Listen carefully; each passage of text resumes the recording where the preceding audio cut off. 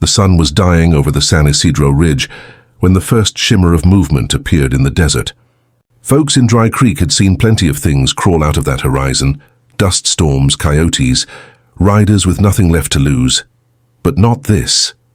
It wasn't a horse, not a wagon.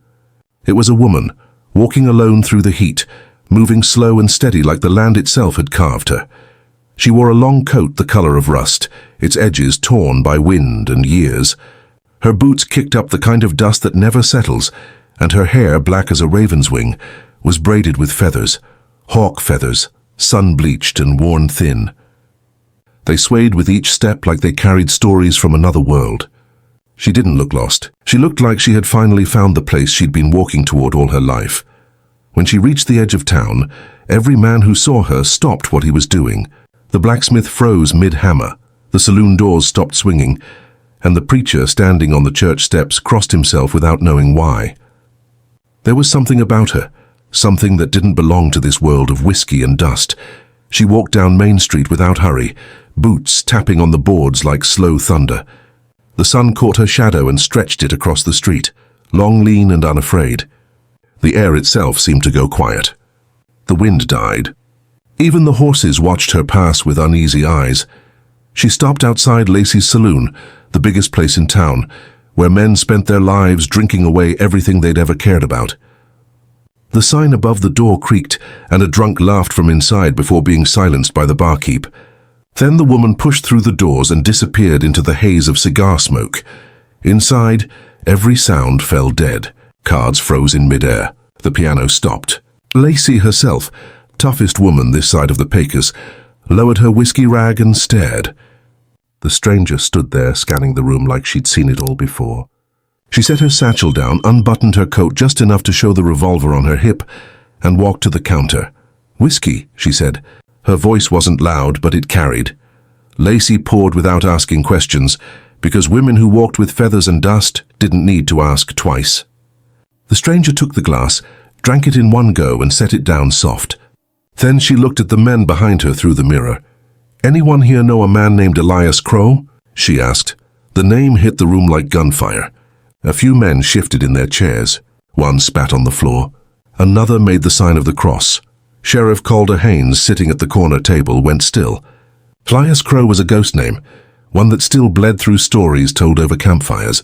He'd been an outlaw, a killer, and once Calder's friend, but Crow had been dead nearly 10 years. Shot, buried, and forgotten. "Lady," Calder said carefully, standing up from his chair. "Elias Crow's been gone a long time." She turned toward him, and for the first time Calder saw her eyes, sharp, grey, and heavy with something old. "Then maybe," she said, "it's time I found what's left of him." And with that she turned her back to the sheriff, picked up her whiskey, and walked to the corner of the saloon. She sat alone facing the window, watching the dying sun bleed across the desert. The men of Dry Creek didn't know who she was or why she'd come, but they all felt it deep down. Whatever she was looking for, it was going to tear the town apart. Night fell heavy over Dry Creek. The wind blew cold down from the mesas, carrying the smell of rain and gun oil. Inside Lacey's saloon, the air was thick with unease. Every man in the room kept glancing toward the corner table, where the stranger sat alone, the light from a single lantern painting gold across her face. She hadn't said another word since asking about Elias Crow. She just stared out the window, sipping slow from her glass, as if waiting for something to come crawling out of the dark. The piano man tried to start up a tune, but his fingers stumbled halfway through, and the melody died like a wounded coyote. Lacey gave him a look that said, "Let it go." She'd been running this place 15 years, and had seen her share of drifters, bounty hunters, and broken souls, but never anyone like this woman. There was weight in her silence, the kind that comes from carrying graves in your heart. Sheriff Calder Haines stayed by the door, leaning on the wall, one hand resting near his holster. He'd told himself he was only keeping an eye on things, but truth was, he couldn't stop studying her. The way she moved, calm, deliberate, never fidgeting, reminded him of men who'd survived too much to be scared anymore. He'd seen that look on the battlefield once. After a long while, she spoke without looking up. "You're Calder Haines," she said. It wasn't a question. He straightened. "That's right. Sheriff around here." She nodded, eyes still fixed on the night. You rode with Elias Crow once. Calder's jaw tightened. A long time ago. Before he turned outlaw. Before he started spilling blood that didn't need spilling. For the first time she looked at him. Her eyes were grey like storm clouds that had been waiting 10 years to break. You ever see him die? The question hung in the room like smoke. Calder didn't answer right away. He thought of the ambush at Silver Ridge, the gunfire echoing through the canyon, the blood, the dust. He'd buried what was left of Crow himself, or thought he had. Yeah, he said finally. I saw him go down, buried him with my own hands. Her lips curved, not into a smile, but something colder. Then you buried the wrong man. Every man in that saloon stopped breathing for a moment. Calder stared at her, unsure if he'd heard right. What did you say? She pushed her glass away and stood up slow. I said Elias Crow's alive, and I came here to finish what you couldn't. The word struck like a pistol shot. Men shifted in their chairs. A few reached for their belts. Calder felt the weight of the Colt on his hip grow heavier. You better explain yourself, ma'am, he said. I will, she replied, when the time's right. Then she turned toward the stairs, grabbed her satchel and headed up to the rooms above the saloon. The boards creaked beneath her boots as she vanished into the shadows. Lacey let out a breath she hadn't realized she was holding. God help us, she muttered. That woman's carrying a storm.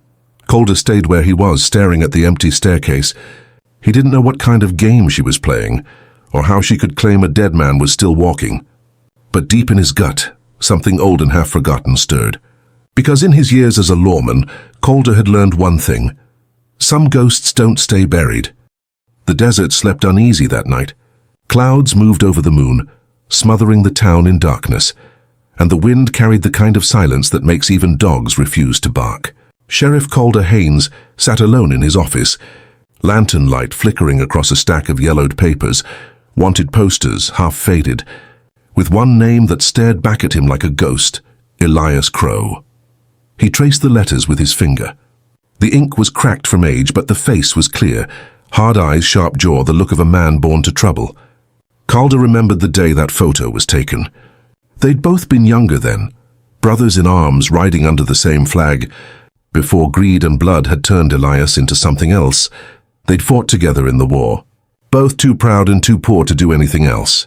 When the shooting stopped, Calder tried to build a life out of peace. Elias, though, Elias didn't know what peace was. He went west, chasing gold and glory until one day the wanted posters started showing up. Bank robberies, stagecoach hits, burned ranches, bodies left behind like bad memories. Calder leaned back in his chair, rubbing the bridge of his nose. Buried the wrong man, the woman had said. Her words kept echoing through his head. He'd watched Elias fall in the dust at Silver Ridge. He remembered the gunfire, the smoke, the way Elias hit the ground and didn't move again. They'd buried what was left of him under a lone mesquite tree. Calder himself had marked the grave, so how in hell could that woman say he was alive? He poured a shot of whiskey and sat staring at the flame of the lamp, listening to the creak of the floorboards and the far-off howl of the coyotes. Then came a knock at the door. It was Lacey, wrapped in her shawl, face pale under the lamplight. You still awake? She asked. Never did sleep much, Calder said. You too? She nodded and stepped inside. That woman upstairs, she's trouble. Asked me for a room, paid in gold coins. Old ones, Mexican mint. Ain't seen currency like that since before the war. Calder frowned. Gold coins, you say? Yeah, and here's the thing, she's got scars. I saw 'em when she took off her coat. Long, deep ones across her back. Like she'd been whipped. Or worse. Calder set his glass down. She say her name? No, Lacey said softly. But she talks in her sleep. Said something about the boy and the fire. Then she said Elias Crow's name again like she was praying or cursing it. Calder stood and buckled on his gun belt. Keep the lamp lit, Lacey. I'm going to find out who in God's name we just led into this town. He stepped out into the street. The air was cold, heavy with dust and memory. He looked up at the window above the saloon, where the woman's lamp still burned faintly through the curtains. And as he stood there, the past came flooding back. Silver Ridge, the ambush, the men screaming in the smoke, and Elias Crow riding away with something he shouldn't have. Calder had buried more than a man that day. He'd buried a sin. Now it seemed that sin had come walking back, wearing feathers and dust. Morning came slow over Dry Creek. dragging a pale light across the street and washing the town in the color of old bones. The night's wind had died, leaving the air still and heavy with the smell of dust and horses. Sheriff Calder Haines stood outside Lacey's saloon, watching the horizon burn gold as the sun rose. He hadn't slept. Too many ghosts had been whispering through his head. He pushed through the swinging doors just as the saloon began to stir. A few men were passed out at the tables, faces buried in their arms. Lacey was already cleaning, her eyes tired but sharp. "She's up," she said before he could ask. "Been sitting by the window since dawn. Ain't touched her breakfast." Calder nodded and climbed the stairs. Each step groaned beneath his boots, the air thick with the faint scent of whiskey and old wood. When he reached the top, he found her door half open. She was sitting in the corner, sunlight cutting across her face. The feathers in her hair caught the light like tiny embers. She didn't turn when he entered. "Morning, Sheriff," she said quietly. "You look like a man who's been arguing with ghosts." "Maybe I have," Calder said. "Maybe one of 'em's yours." That made her turn. Her eyes were steady, unreadable. "You came to ask who I am. I reckon that'd be a start." She looked down at her hands. "My name's Rowena Crow." The sound of that name hit Calder like a bullet. His breath caught. "Crow?" he repeated. She nodded slowly. "Elias Crow was my father." For a moment the only sound was the creak of the boards under Calder's boots. He stared at her, searching for a lie, but found only a quiet fury behind her calm. "Your father," he said. "That's not possible." "Elias never spoke of a family," she interrupted. "He wouldn't, not after what he did." Calder sat down across from her. "Tell me." She leaned back in her chair, eyes far away. "He wasn't always a monster. My mother used to say he was a good man once, a soldier who came home with broken hands and a broken heart. But something happened out there after the war. Something turned him." She paused, then spoke the next words like confession. "He killed my mother, burned our cabin in the night, said it was mercy, that he was sparing her from what was coming. I was 10, I ran. He didn't see me." Calder's jaw clenched. The image of Elias Crow as he'd known him, a laughing, fearless man with a wild streak, crumbled in his mind. "I spent years hunting him," Rowena went on, "following the blood he left behind. Every town, every grave, every lie. And then I heard he was dead, killed in Silver Ridge." She looked at him now, cold and sharp. "But a month ago I saw him." Calder frowned. "That's not possible." "I saw him," she repeated, "in a place called Broken Mesa, older, slower, but alive. He rides with a gang now, calls himself Father Crow. They burn ranches and take what they want, and every man who rides with him wears a feather in his hat." Calder's blood ran cold. He'd heard rumors of a bandit group calling themselves the Feathered Men, striking towns to the south. He'd dismissed it as outlaw talk. Rowena stood, pulling on her coat. "You buried the wrong man, Sheriff. Whoever's under that tree at Silver Ridge, it ain't Elias Crow. It's someone he left behind to fool you." Calder swallowed hard. "And you came here for what? Revenge?" She looked at him then, eyes fierce with purpose. "Justice," she said. "And maybe peace if there's any left in this cursed land." Calder stood too, towering over her but feeling small. "If what you're saying is true, this town's not ready for the kind of fire he'll bring." "Then you'd best get ready," she said, brushing past him toward the stairs. "Because he's coming. And I aim to be here when he does." Calder watched her go, the feathers in her hair swaying like smoke trails behind her.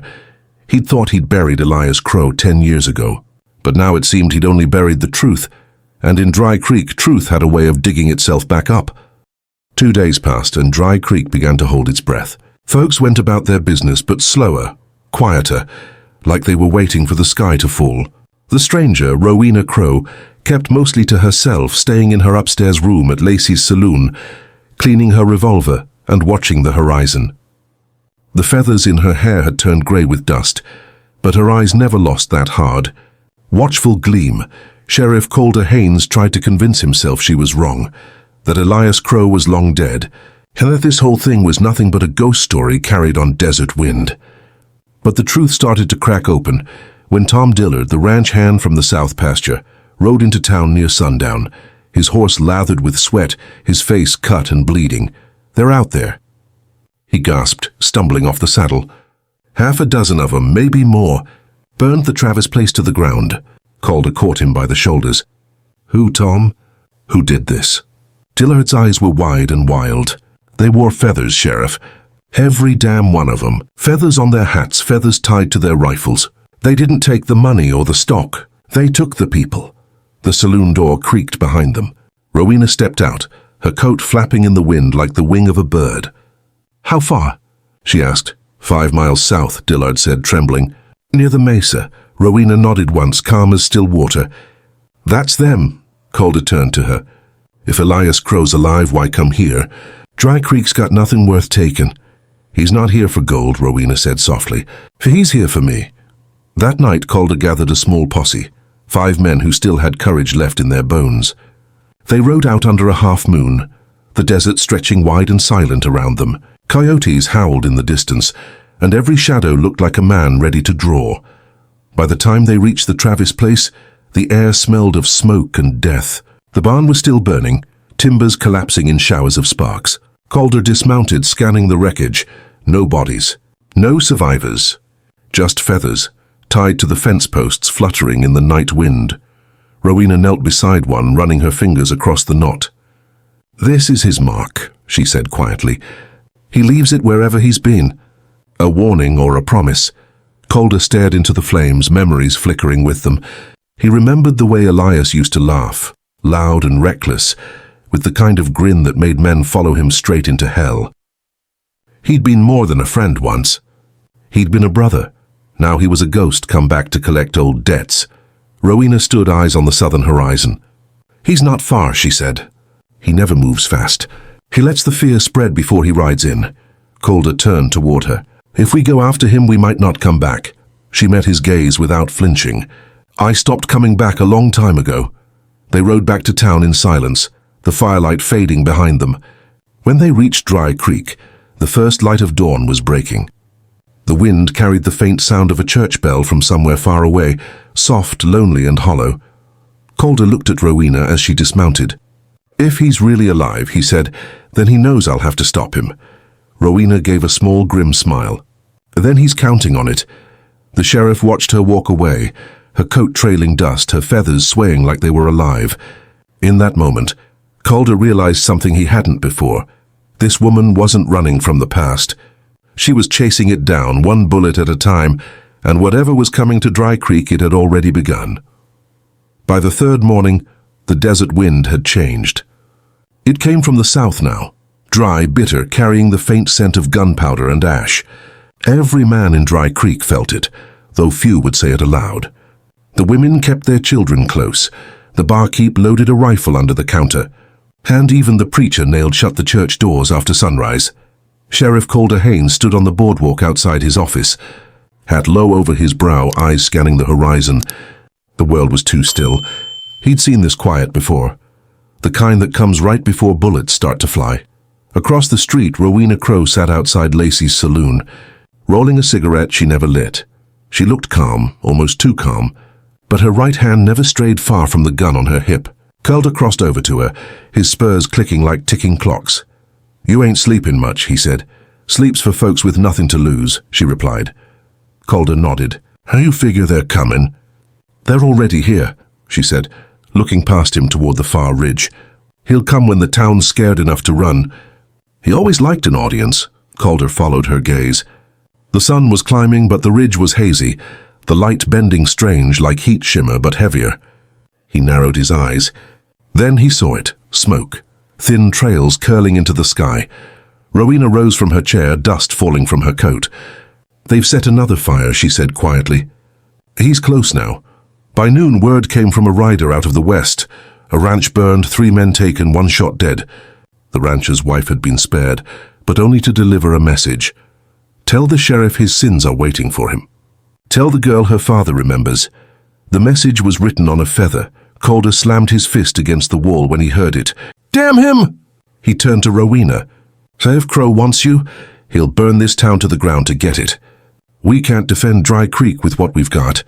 Rowena looked him dead in the eye. "Then don't defend it. Make it bait." Calder froze. "You mean draw him in?"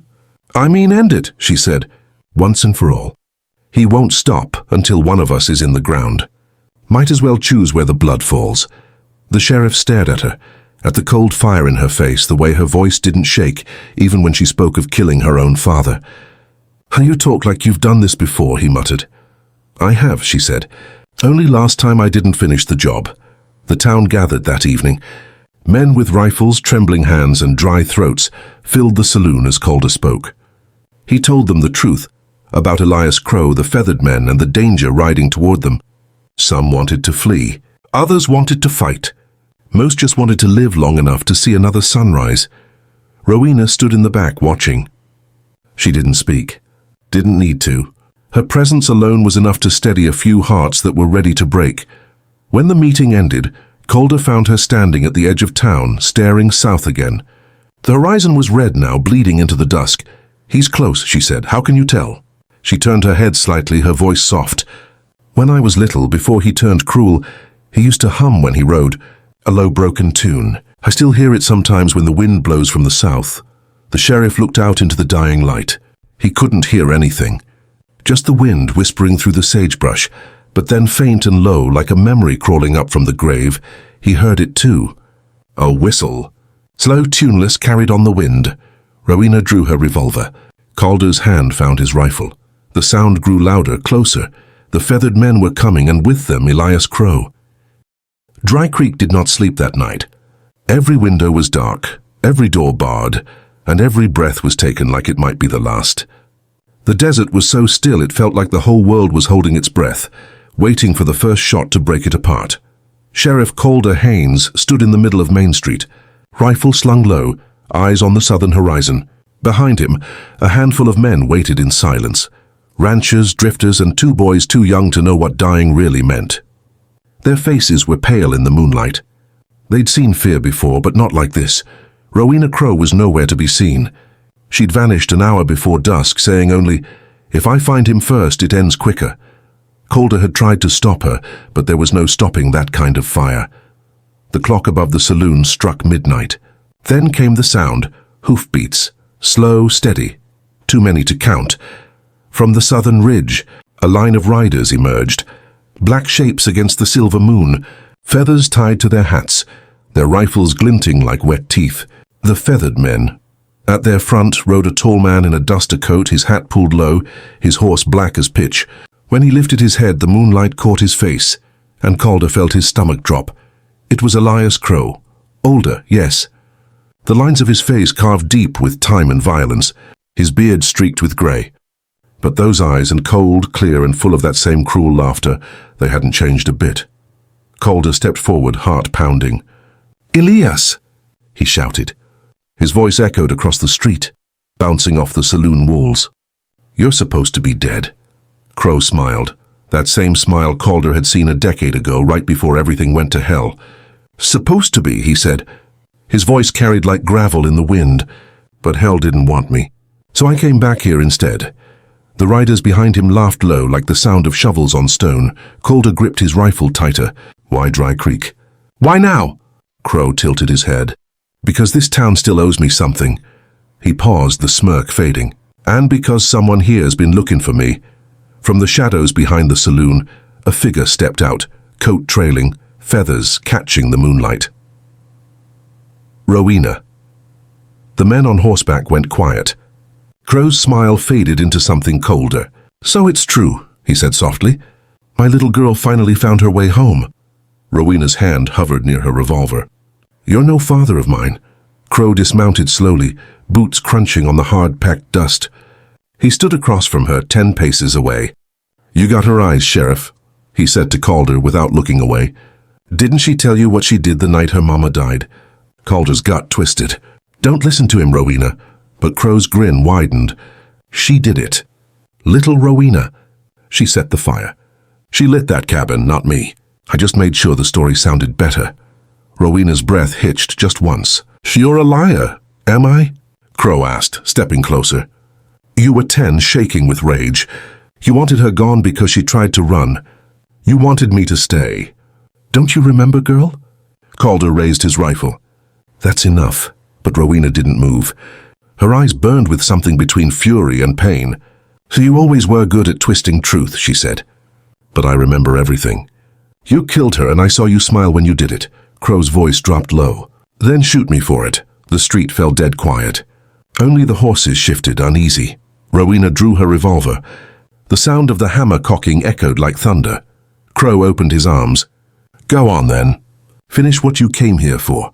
But her hand shook, not from fear, from rage held too long. Calder took a step forward. Rowena! A shot cracked through the night. Then another. But it wasn't Rowena who fired. Bullets tore through the street from both sides. The feathered men had opened fire. Windows shattered. Lanterns burst, flames spilling onto the street. Calder dove behind a trough, returning fire. Rowena dropped beside him, firing back, teeth clenched. The sound was deafening. Rifles, screams, horses rearing, smoke filling the air. Somewhere in the chaos, Crow's voice rang out, "Burn it all!" Let her watch it fall again. And just like that, Dry Creek became a war zone. The first flames climbed the saloon wall like living things, licking up the dry wood until the night itself began to glow. The air turned thick, heavy with smoke and the smell of burning whiskey. Horses screamed. Somewhere a woman cried for her child. Sheriff Calder Haines moved through the chaos like a man half dead, smoke stinging his eyes, rifle hot in his hands. Every flash of light showed another fallen man, another ghost in the making. He'd fought in border wars, hunted bandits through the desert, but this was something different. This was vengeance turned loose. Beside him, Rowena Crow fired from behind a water trough, her revolver snapping in her hand, face streaked with soot and sweat. The glow of the fire painted her eyes gold, feral. She didn't flinch, didn't hesitate. She shot like a woman who'd already buried her fear years ago. 2 on the left. Calder shouted, pointing through the haze. "I see him," she called back. Her shots cut through the smoke. Both riders fell, but the feathered men kept coming. They rode through the fire, their coats smoldering. Eyes wild with the kind of madness only loyalty to a devil could bring. And at the center of it all rode Elias Crow, untouched by the heat, his duster trailing behind him like black wings. He reined in his horse in front of the burning saloon and shouted, "This town was built on my blood, and now it'll die with it." His men howled and fired into the air.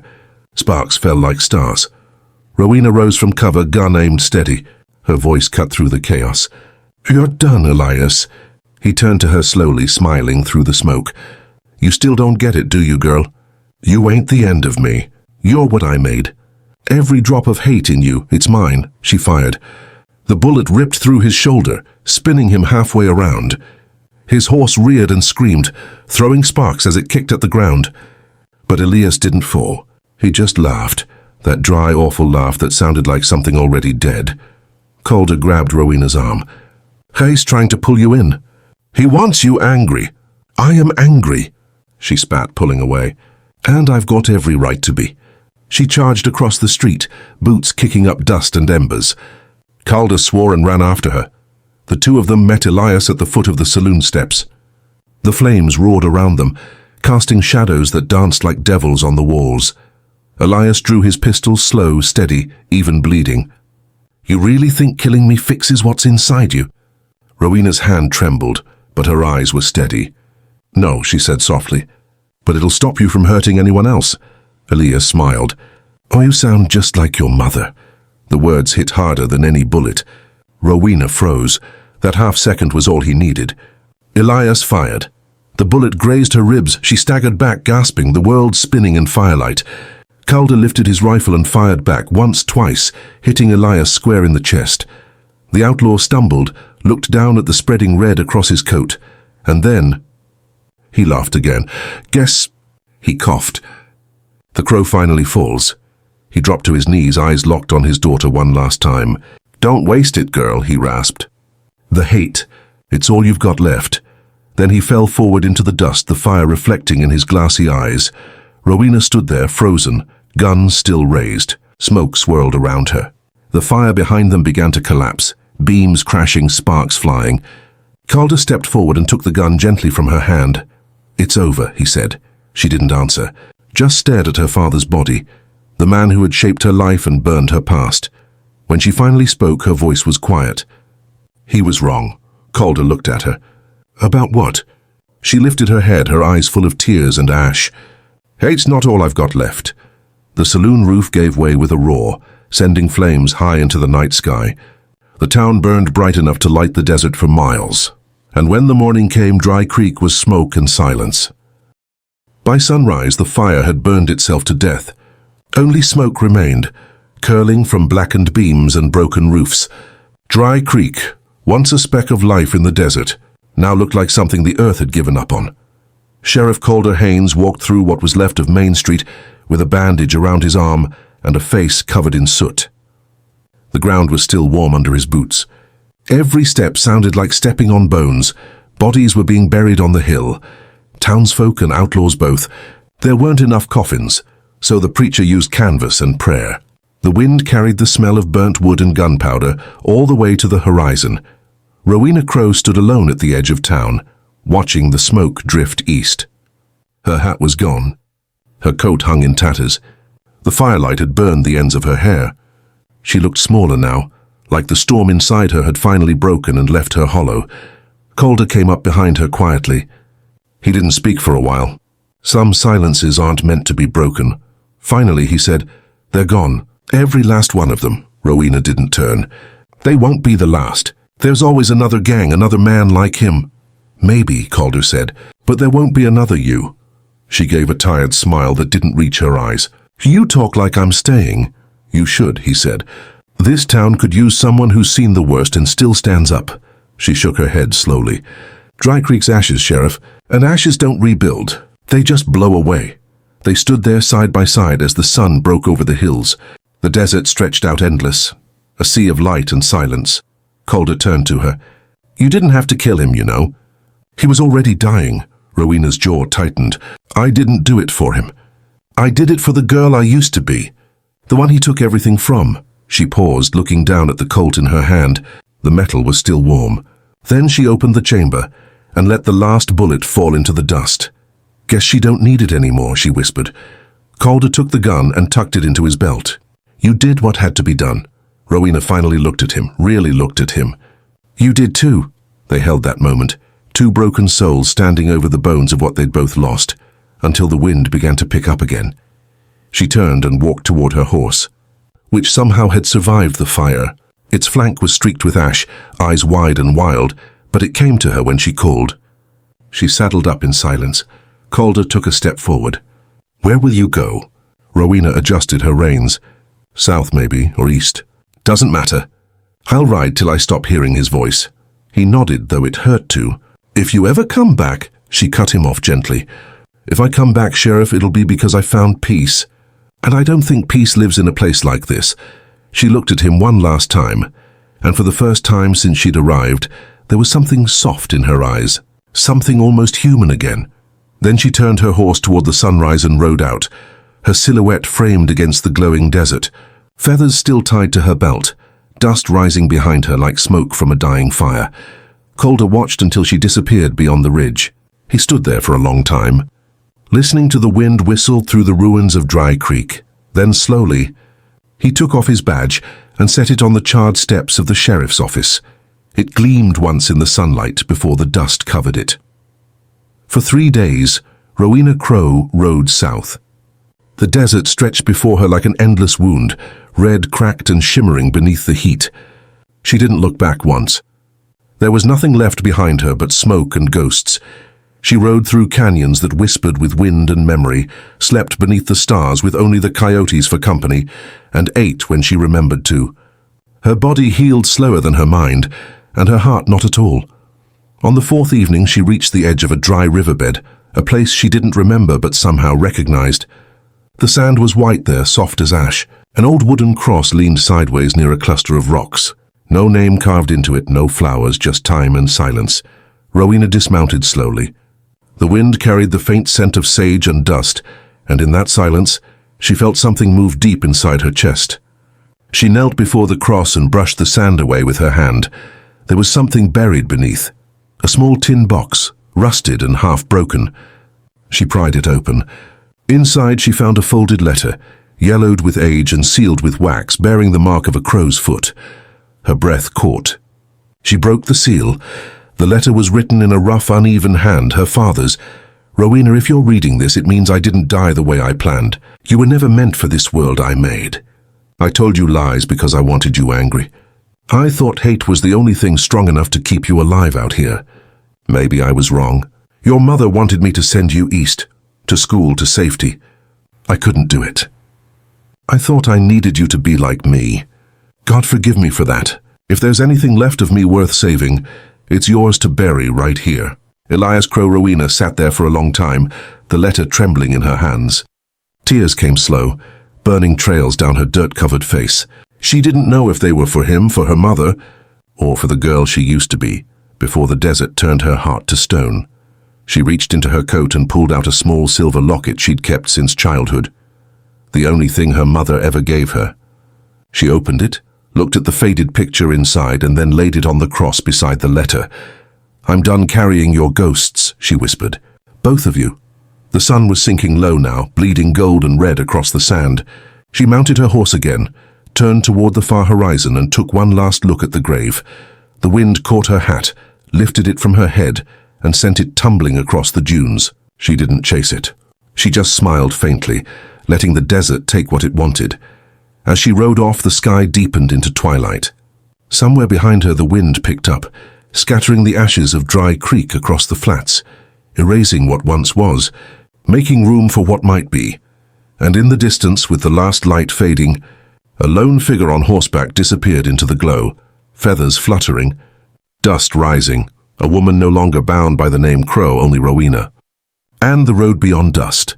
Some say she kept riding until the desert itself forgot her name. Others swear a woman wearing feathers still shows up in the border towns when the wind blows south. But those who knew Dry Creek, they say she wasn't chasing anything anymore. She was just finally free. If you enjoyed this story, don't forget to hit that like button and subscribe for more unforgettable tales from me. And make sure to tap the bell icon so you never miss a new episode. Thanks for watching.